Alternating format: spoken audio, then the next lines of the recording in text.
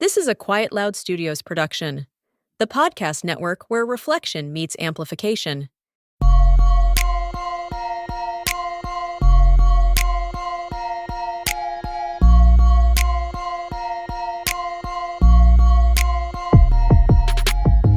Hello, Athlete Mindset community. This is Lisa Bonta Sumii, the host of Athlete Mindset.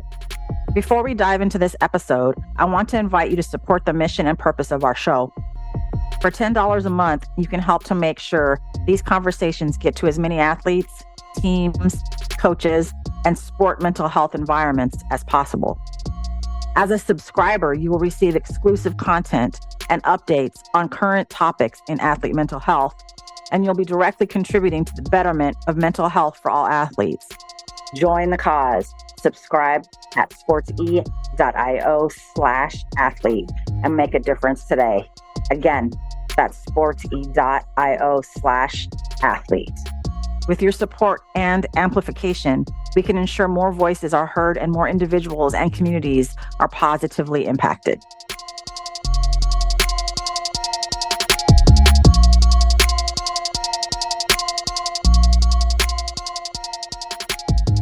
Hey everyone, welcome to the Athlete Mindset podcast. Today I'm joined by Chris Billam-Smith, professional boxer with an impressive 21-2 record. Known as the Gentleman, Chris has built a remarkable career since turning professional in 2017. His memorable fight in hometown of Bournemouth created one of boxing's most iconic moments, and his performance against Gilberto Ramirez last November, fighting through serious injuries for all 12 rounds, earned him respect worldwide.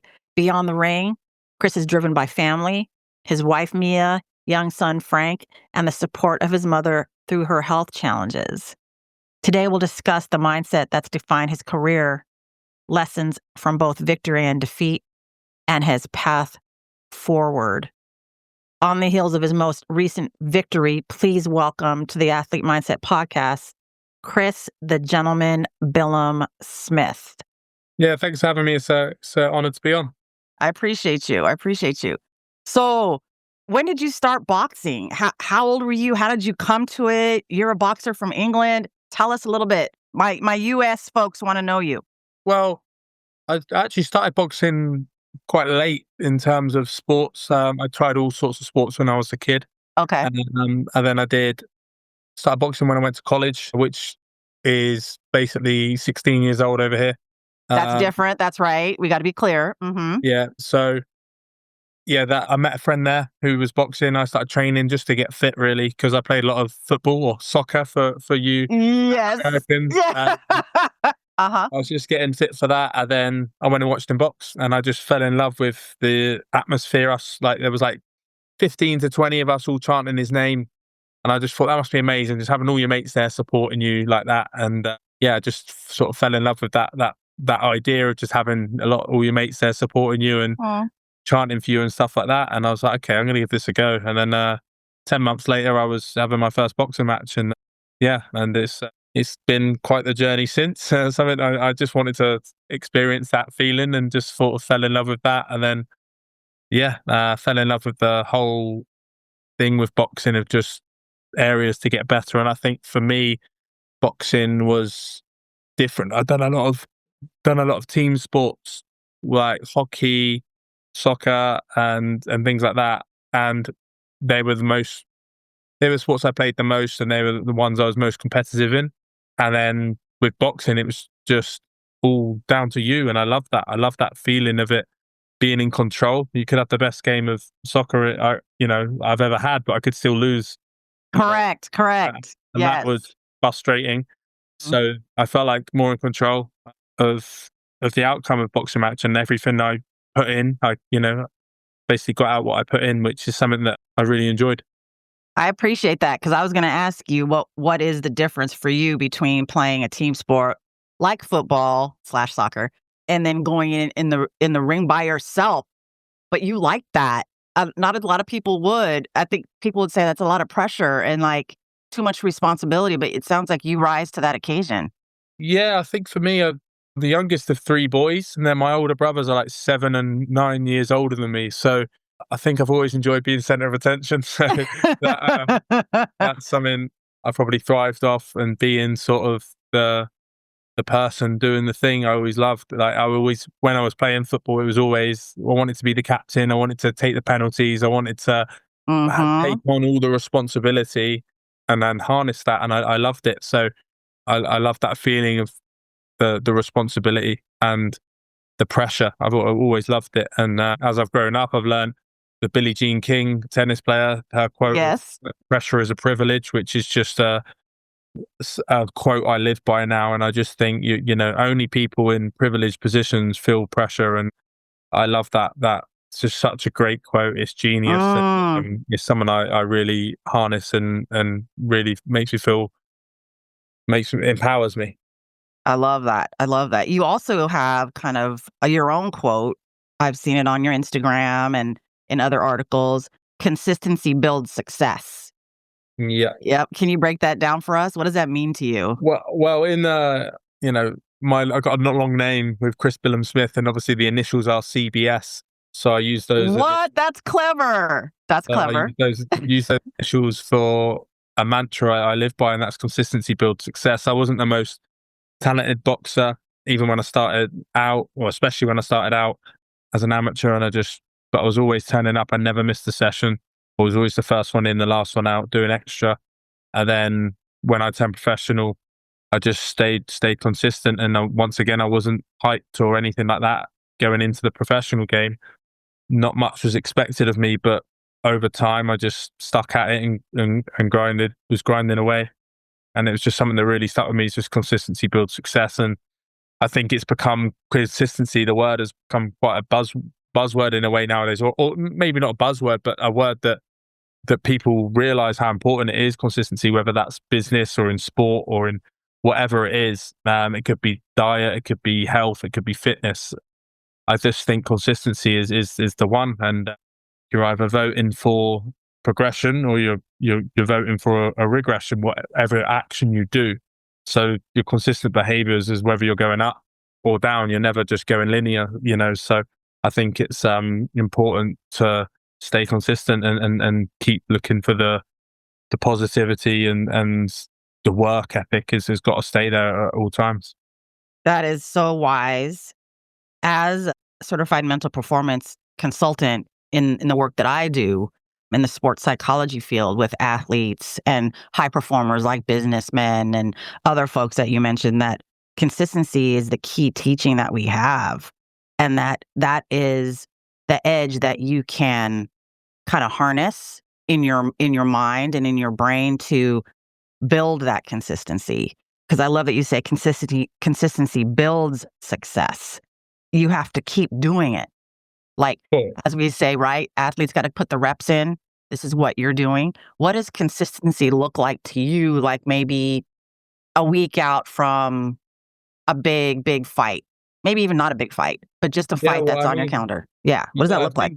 I think it has to be there throughout camp and throughout my career, and not even just the week before. Yep. No, I feel you. Mm-hmm. It's there. It's get to a week out, and you got to have had that consistency through camp to know you're in a good place. And I think for me that is just always searching. Obviously, you have to have your foundation work of your boxing, your skill set, your fitness, your strength, and then it's the nutrition, and then it's, you know, finding the finer details in the nutrition of certain products that can help you here and there, you know, whether that's caffeine and stuff like that, which most people take, but I've sort of been in and out of it over the years because I felt sometimes it's been too much. And sort of in training sessions, and then, you know, finding out more studies, especially recently with like supplements like creatine and the benefits that has on brain health and brain performance, more than cognitive performance, more than just making your muscles work better. And then, and then sleep, you know, every area for me is consistent through the board of not just training good, because you got to eat good, you got to sleep well, you got to recover well. And there's a lot of pillars that go into boxing. Like I said, nutrition, the training itself, the sleep, the little extras. I've got a breathwork coach who helps me with physiologically, but also mentally with the calming and stuff, and helps with any anxiety, breath work that we may need to do, or just bringing the heart rate down in certain situations. And then, so all these little extras, like breathwork coach, a nutritionist, a strength coach, and all these things that add up throughout camp. And I've built on them over the years. As I've gone through my career, I've really built on each area and looking for that extra edge, whether that's buying a mattress topper I've got now, which cools the bed because I need to. Yeah, yep. Where I stay in camp has been super hot in the summers. So I've been getting like an extra 30, 40 minutes sleep a night with that. So that's a little added bonus, a little bit adds to the consistency. So yeah, all the little things I think is built up, and I guess it's just consistently searching for more and trying to get more out of myself. I love that, consistently searching. And then such a sort of well-rounded human approach to, like, if you build the human up and support the human to function properly in all areas, then the athlete, who is, in your case, a boxer, can then perform at your optimal level. I think Absolutely. You talk about that too. Absolutely. I think psychologically, if there's an area of your life that doesn't feel right, that will it's going to affect your job, right? And it'll affect whatever. So for me, we talk about consistency in my sport and my career, but for me, I'm searching all the time to be a better husband, to be a better dad. And it's just my mindset. I don't know where it's come from, but I want to be better in every area. And I think before I've probably been too harsh on myself and thought I've never been good enough to, for certain things. But I've sort of come around that it's okay to be good and still search for more. And even though you're searching for more, you are still good husband or a good father or a good boxer, even though there's more to come. That is so powerful. That's so powerful, because I think so many, especially younger athletes, define who they are as a human being based on their performance in their sport. Yeah, and that's the thing. I think at the stage I'm at now as well, where I've been world champion and I'm hopefully going to be world champion again, given the opportunity. I think because I'm further on in my career, I realised that and I'm a father now. It's more than, I'm not just a boxer, and people sort of approach you and a lot of people obviously know you because of the exposure boxing's given me, but it's knowing that, I'm more than a boxer. I'm more than just, someone who performs on the TV. There's a life outside that, and it's important for me to know that and recognize that as well, and realize that that's not where my value doesn't lie in just where my career is at.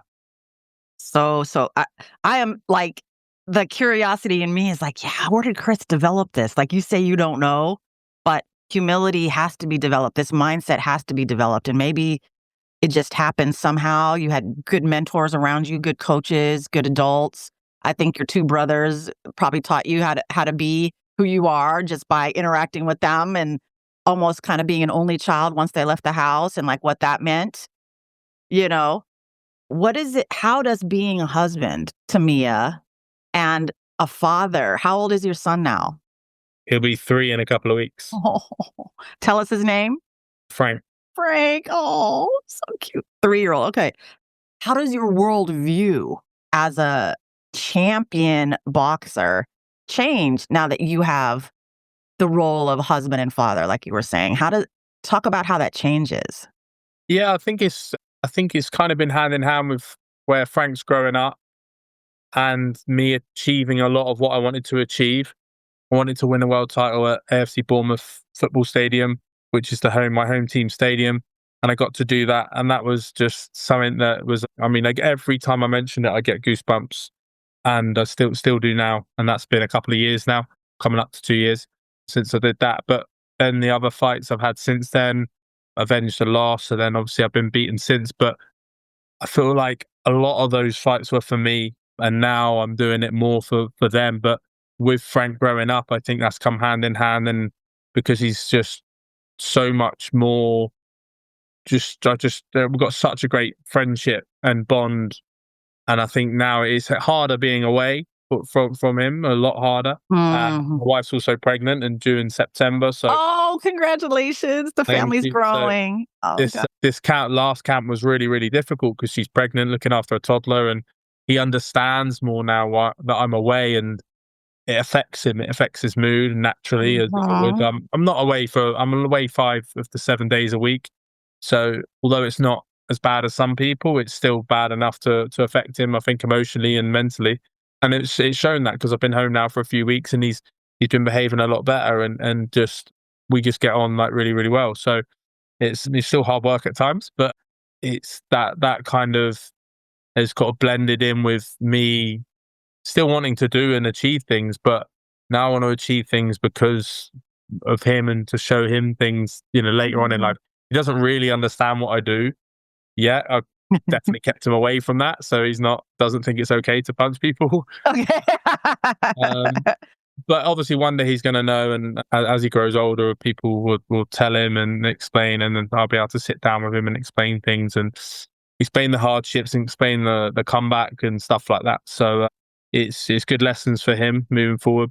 But yeah, it's definitely changed through my career. Like sort of doing it for me and doing it for them is obviously if I was probably very, very selfish before, and it was all for me with them benefiting, but now it's more percentage towards them than it is for me. Yeah, thank you for running that down for us. As a parent, I'm like I'm kind of tearing up a little bit because I totally kind of can feel what that means to you, and it accesses how it feels to me with my children. And so I thank you for sharing, those intimate thoughts and feelings about how your family influences you. It's huge because in the end, like you said, it's your job and you got to come home at some point and be with them. And of course, he's going to miss you. That just shows how close you guys are. Yeah. And congratulations, your family's growing. So amazing. You are a human being beyond this sport. Yeah. And that's important to recognize. And that you get a lot from that. You get something. Because some people can feel that that's a distraction, or that I can't deal with that right now, or I can't whatever. But you get fulfilled by it. And I think that's such a great place to be. Yeah, I think so. I think I'm very fortunate that my wife's very understanding of my job and what needs to go into it, and how much stress she takes on to alleviate any stress from me. So I'm very, very fortunate to have a wife who can do that. So yeah, very, very lucky that I can just focus on what I need to focus on and go about my work how I need to. I love it. I love it. I want to, of course, go back to your breathwork coach. That's an area of interest for me. What are some of the skills or strategies that they work on with you to calm? You talked about calming the anxiety. Caffeine can actually take you over the edge. We've learned we don't want to do that so much, if at all. What is an example? You don't have to demonstrate or anything, but what's an example of some of the routines he might put you through? Well, I mean, from a performance standpoint, we'll do stuff that's nasal breathing only sessions where, so the mouth, and sometimes we have to do those sessions. It's a lower intensity, but it's with a mask on, so there's limited air getting in, and still nasal breathing only. But it's not taxing as much on your body. It's more just on your lungs. So because you're not going for it it might be a row or a bike or something like that. You're not necessarily really pushing hard to feed your muscles. You're just pushing to elevate your heart rate and you work your lungs to a level while still nasal breathing with limited airflow. So that's sort of the performance stuff.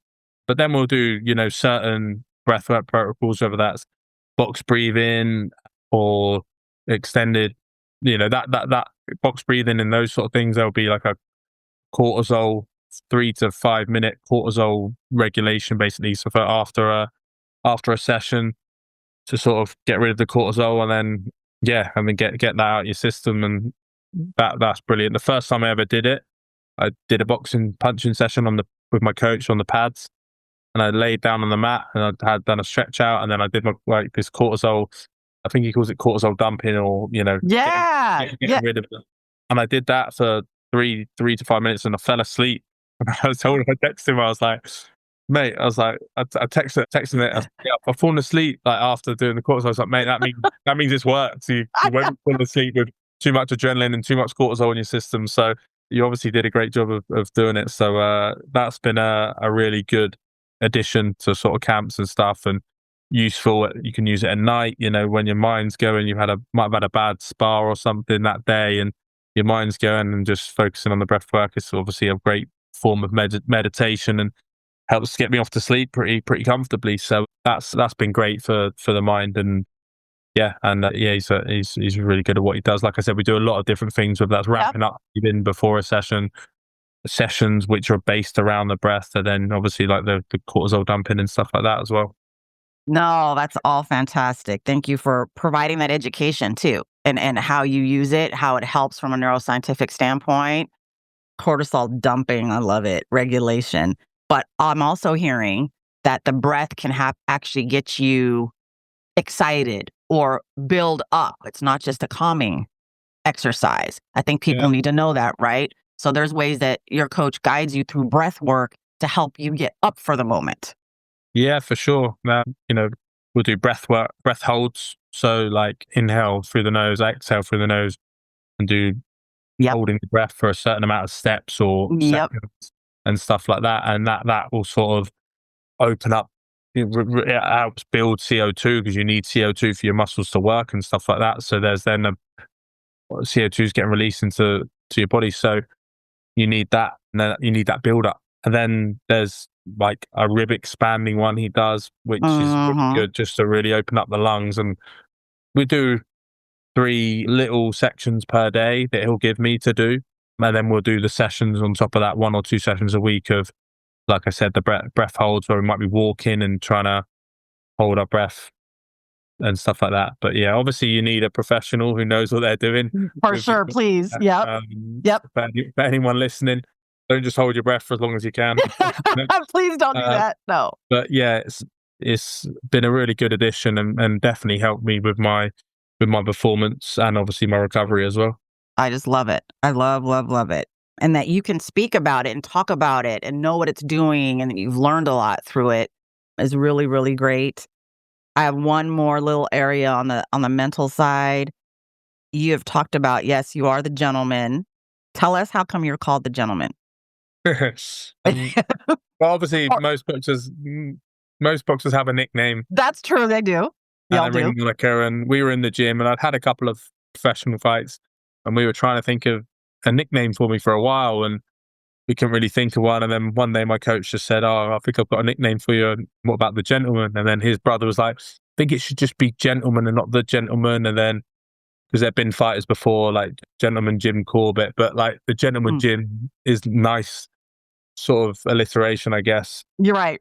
But I quite like the gentleman, and then it just stuck. I think basically I just was a bit more well mannered than, I don't know, other boxers in the gym that day or something like that. But it's something that I guess as I go through life, I feel like I said before, trying to improve in every area. And yes, my dad really instilled manners. My mum and dad really instilled manners into us, and just being a good human as much as possible, and caring for others and stuff like that, and being thoughtful. And so I think any aspects of me that has that, there's thanks to my parents.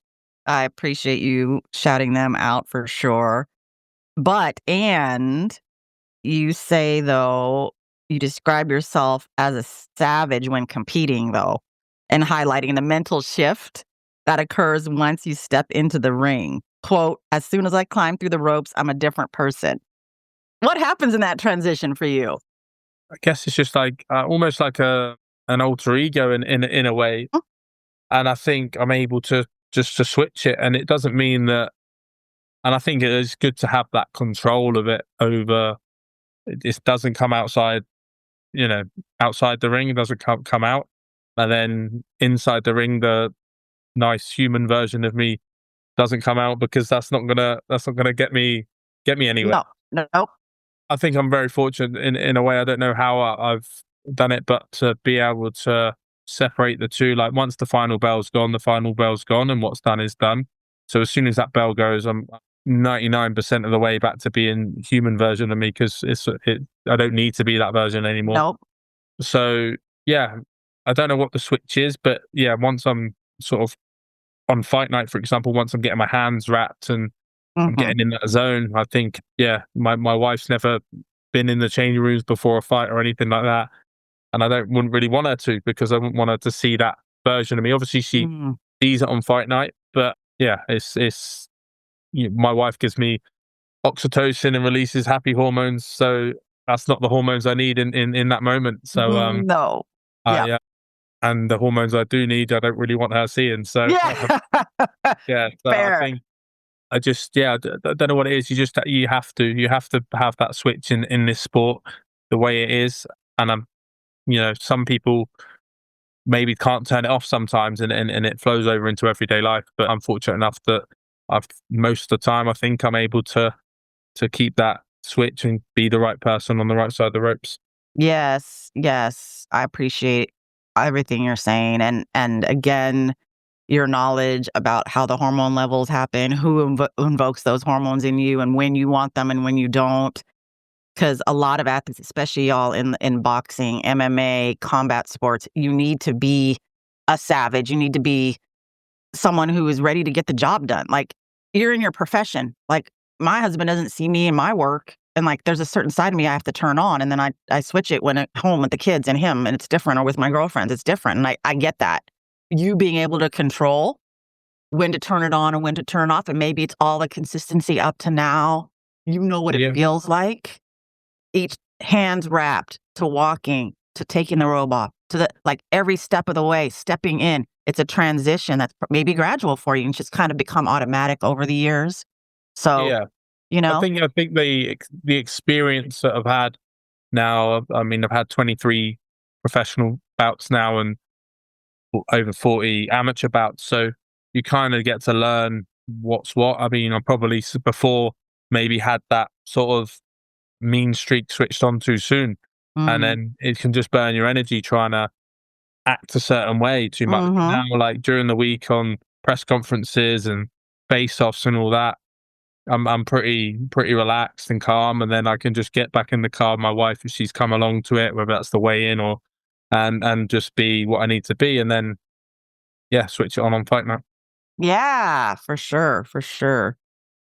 If there are, and I'm sure there are, younger, aspiring boxers, and maybe even your son one day wants to be curious about what you do and how you do it, what kind of knowledge or wisdom would you want to bestow on these young athletes and your son? And maybe that's two different answers. Like, how would you want to explain it? How would you want to share who you are in the ring, outside of the ring, the human you are, but also the athlete that you are?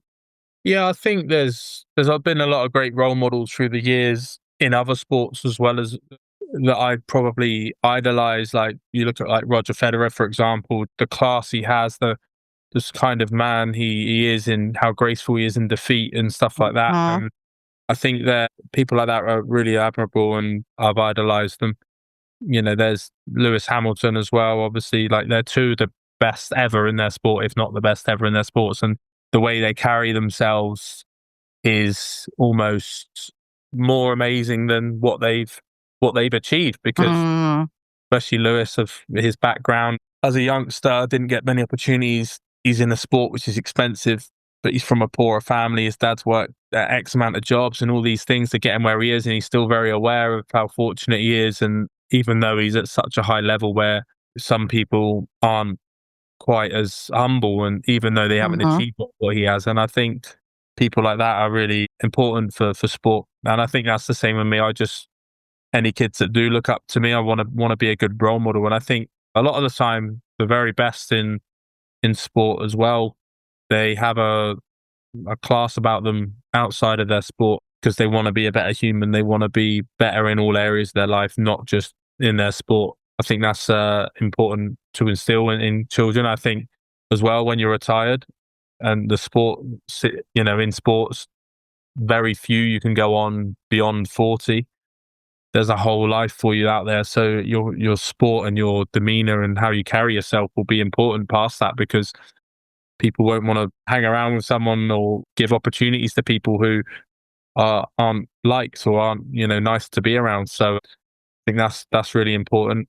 Be a good person first, and then be a good athlete or whatever it is you do second. Thank you so much for that. That's going to land for so many people. Chris, I wish you all the best in your future with your growing family, boxing, keep searching. I know you will, for all the things that make you a better person. And it's just been an honor to hang out with you today and to learn and get to know you. So thank you so much for your time today. Thank you. Thanks for having me on. I appreciate it. And yeah, I'm in America this summer, so who knows, we might bump into each other. Yeah, that would be great. This podcast exists because of the team at CAS-CM.